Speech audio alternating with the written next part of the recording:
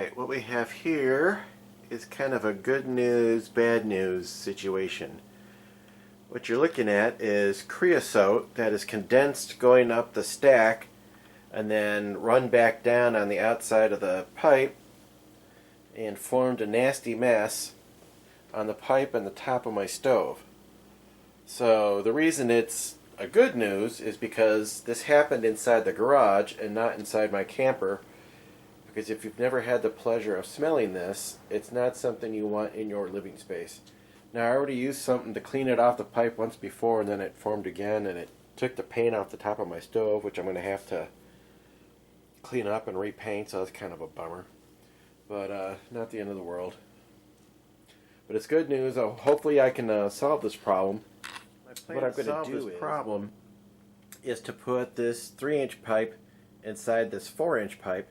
And in between those two pipes, I'm going to use this radiant barrier, which is supposed to be reflect 90% of the heat back towards its source, and it's also not fireproof, but fire resistant to like triple-digit numbers. I can't remember specifically. I'll write in the comments. But anyhow, hopefully that insulation will be enough to keep my exhaust gases warm enough so that I don't have condensation inside my... The reason I'm going to need to insulate that flue pipe is because I want it to come out this window and then go up over the top of the camper here, which needs a bath real bad. The reason I can't go straight from the inside through the roof is because some idiot covered the top of this thing with adhesive amorphous solar panels. I'm not going to name any names, but that person knows who it was.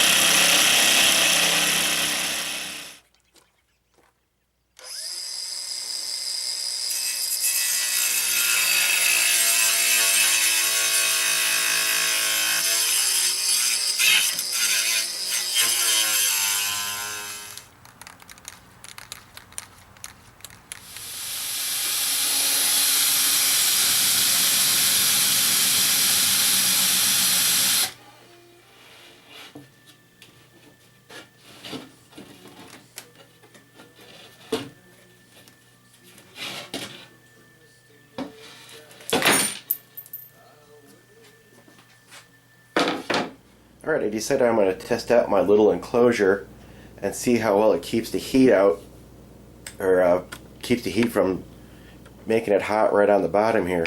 So what I have is cement board sides, and then what I want to do for decoration is have a piece of tile like you see right here. Then there's cement board, and that's insulation that's supposed to reflect 97% of the heat back up, and then another piece of cement board underneath there.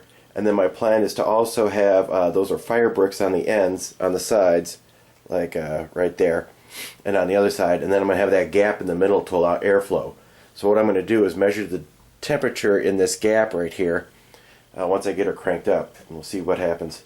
I find these high density logs give me the best performance in the stove, and obviously this being about a foot long is way too big to fit in there. So they're really easy to get down to the right size. I just clack them together, and then you get the size you want. Then you just... And it doesn't really leave much mess. You could just do it anyhow. Just keep... And once they're the size I want, I stop breaking them apart. Okay, so what I have is the meat probe underneath here, so I can keep track of the temperature. Got a fire blazing, and the temperature in there right now is 55 degrees underneath the stove, so that's pretty good. And then I just put this one right here just to see how warm it gets in the back of this box. So it's 64 right there. Alright, she's been going full blast for about 15 minutes. Windows cleared up nicely. And I'm also testing out my new pipe right here. But anyhow, 52 underneath. Oh, now it just jumped up to 54. And 82 in the back. And I have this thing to test the walls out. Let me see if I can shoot it with the camera at the same time. It's 241 on the side, 245. The top is pretty hot. Oops, yeah, really hot. 596, because you can't read numbers, right? And the bottom is pretty cool. So I'm pretty happy about that. So I'm about 45 minutes in. This is my fire right now. That's my chimney, and you can see it's not smoking at all. I'm getting a nice clean burn off of it, so I'm pretty happy. And by the way, I think that's mainly the result of the insulated chimney pipe, because before, when I didn't have it insulated, it smoked all the time, unless that thing was just completely raging inside. So just for fun, I clamped that thermal barrier to one side of the enclosure just to see what the effect would be. And it's been on there for about half an hour. Let me see if I can. So it's 77 degrees on the outside of the thermal barrier.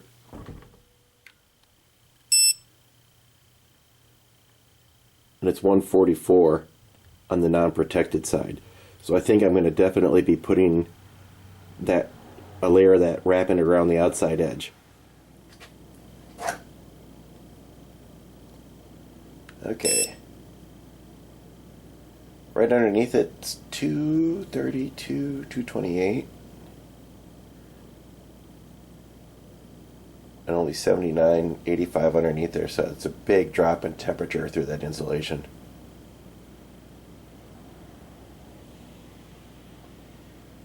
I think you can see the dot on there, yeah.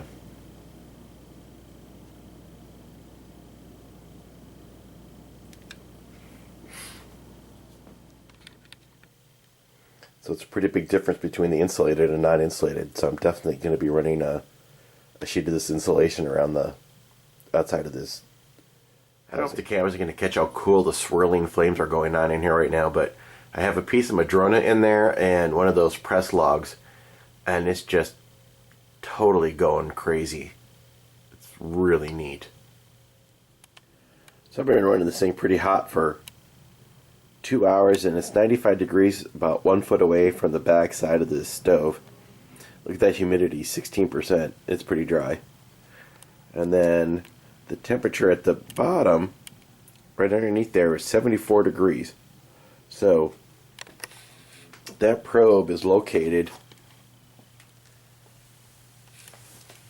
right there at 74 degrees, right underneath this flame. Pretty good. See if you can guess where the insulation inside the chimney starts.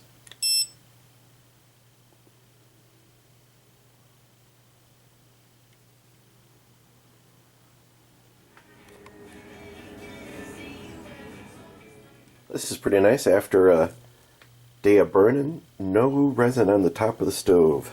So nice.